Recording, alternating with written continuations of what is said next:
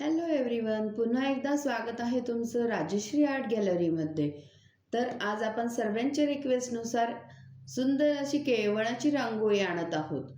तर यासाठी मी रफली ड्रॉइंग काढून घेतलेलं होतं आपल्या फरशीवर आणि त्यानुसार मी रंग टाकत आहे.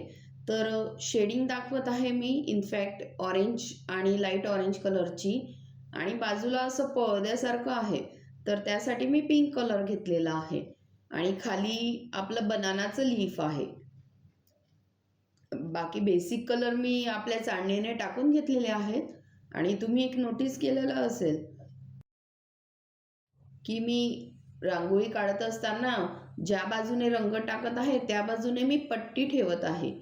तर अशीच पट्टी तुम्ही पण ठेवायची, म्हणजे आपल्या रांगोळीचे एजेस खूप शार्प येतात आणि नंतर बोटाने आपल्याला चांगलं करत राहावं लागत नाही आणि आजूबाजूला रांगोळी फैलत नाही, त्यामुळे पकडायचा किंवा झाडायचाही टाईम वाचतो.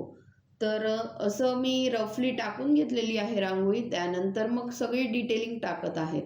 तर पडद्याच्या दाखवण्यासाठी मी छानपैकी असं रेड कलर घेऊन घेतलेला आहे आणि त्याच्याने मी लाईन्स टाकून घेत आहे आणि नंतर लीफलाही त्याचे हे दाखवून घेतलेले आहेत, बारीक बारीक जे लाईन्स असतात त्या, आणि मग एका काडीच्या मदतीने लिहून घेतलेलं आहे.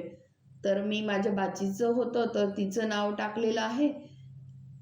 खूप सुंदर असं नाव टाकून घेतलेलं आहे आणि ते व्हाईट कलरनेच टाकून घेतलेलं आहे. तर तुम्ही पण अशा प्रकारे रांगोळी काढू शकता आणि खूप सुंदर आणि खूप पटकन अशी अगदी 10 मिनिटात तयार होणारी ही रांगोळी आहे, केळवणाची रांगोळी. त्यानंतर आजूबाजूला तुम्ही बॉर्डरही काढू शकतात, पण माझ्याकडे रेडी रांगोळीचे होते पॅचेस, तुम्ही बघितलेच असतील मागच्या व्हिडिओमध्ये आपल्या. कॉर्नरचे पीस, तेच कॉर्नरचे पीस बघा मी किती ठेवलेले आहेत आणि त्याच्याने खूप सुंदर अशी शोभा आलेली आहे. तुम्हाला ही रांगोळी आवडली का?